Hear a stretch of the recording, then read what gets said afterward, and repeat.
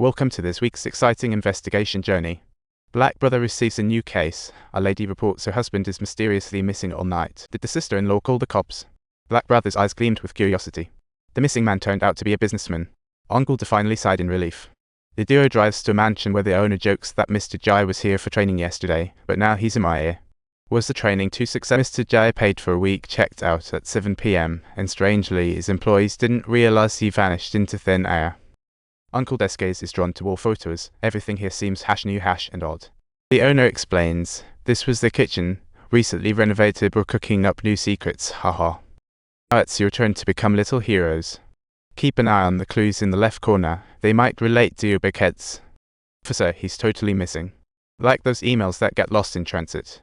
The wife sighs nearby. The restaurant is hosting a training session, and everyone looks as gloomy as if someone forgot to serve lunch. Uncle boldly interrupts. Training is paused.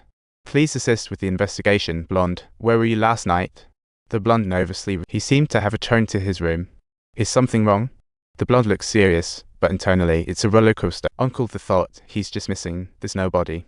Who has the right to investigate? But he feels like they're all playing who's-em-all. He got the footage from the front desk and found the cameras as lazy as a selfie addict, snapping one photo every 2 minutes.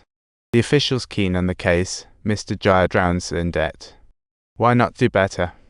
Uncle keeps staring at the photos, noting the 9 p.m. and 8 a.m. shots look like two art styles. Something's definitely off here. Let me just file that away in my brain for now. Not just to avoid being a victim again. This is a monumental task indeed. Uncle brings up the new case at home. Sister-in-law fumes. Don't you know I want to be a detective? We should be investigating the chief. Though, where is he? Stop wasting time on irrelevant people. Arrived at Ball Brothers only to find head vanished. No coincidence, something's fishy. Next morning, Uncle remembers the phone numbers on the computer but hesitates to dial due to fear. Sister-in-law boldly dials instead. The call answers with a beep. Then electronic music sounds on the other end like a party. Sounds like a fax machine. Who knew James was still playing with that? Uncle arrives at the station, where the therapist and official gossip, and spots Mr. Jai's car at the suicide hotspot. Chances are this might be a suicide due to debts. Black Brothers' investigation has also found problems. Mr. Jai is a fraud. Everyone paid F500, and he just vanished. It's basically professional night errantry. Uncle concludes, this is definitely a murder.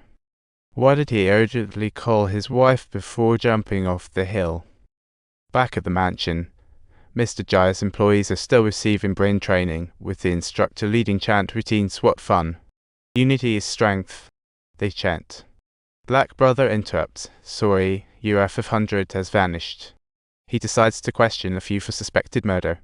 The first up is the bearded guy, who mentions that Mr. Jai had a stomachache that day. He said he'd head home to rest right after arriving. What a weird excuse. The blonde agrees. Mr. Jai looked very pained, and everyone went to their rooms after dinner as if it were an urgent health safety measure. Why didn't anyone escort him home? The grim-faced one answers, we knocked on Mr. Jai's door, but he seemed to have flown away. The teacher is a freelancer and only arrived the next morning, totally clueless about that night. Didn't you notice such an obvious scam? The blonde shakes his head. Finding a job is really tough. Only then do Black brother and Uncle realize these four have actually had prison records. The blonde is a thief, the bearded guy is a craftsman, and Grimface has a history with drugs.